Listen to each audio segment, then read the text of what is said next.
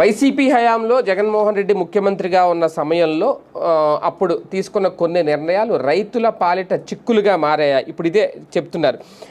విద్యుత్ ప్రాజెక్టులు ఏర్పాటుకు భూములు ఇచ్చిన రైతులకు వాళ్ళకి ఇచ్చిన హక్కులు ఏవైతే ఉన్నాయో అవి కేవలం కాగితాలపై మాత్రమే మిగిలాయంట. అంతకు మించి వాళ్ళకి ఎలాంటి ప్రయోజనం దక్కట్లేదట. దీనికి కారణం అప్పుడు సరిగ్గా జగన్మోహన్ రెడ్డి హయాంలో సరైన నిర్ణయాలు తీసుకోకపోవడమే దీనికి కారణం అనేది విద్యుత్ కంపెనీలు ఆ భూములను అనుభవదారులకు ఇప్పుడు వాళ్ళే అనుభవదారులుగా మారిపోతున్నారట. త్వరలో జగన్ ప్రభుత్వం 2020 జూలైలో పునరుత్పాదక విద్యుత్ ప్రాజెక్టుల ఏర్పాటుకు విద్యుత్ ఎక్స్పోర్ట్ పాలసీ 2020 తీసుకొచ్చింది.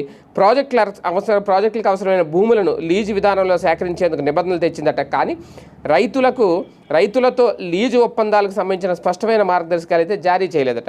ఫలితంగా ప్రాజెక్టులు ఏర్పాటు చేసే సంస్థలు తమకు అనుకూలంగా నిబంధనలు రూపొందిస్తున్నాయి అనేది. లీజు వ్యవధి ముగియక ముందు సొంత అవసరాలు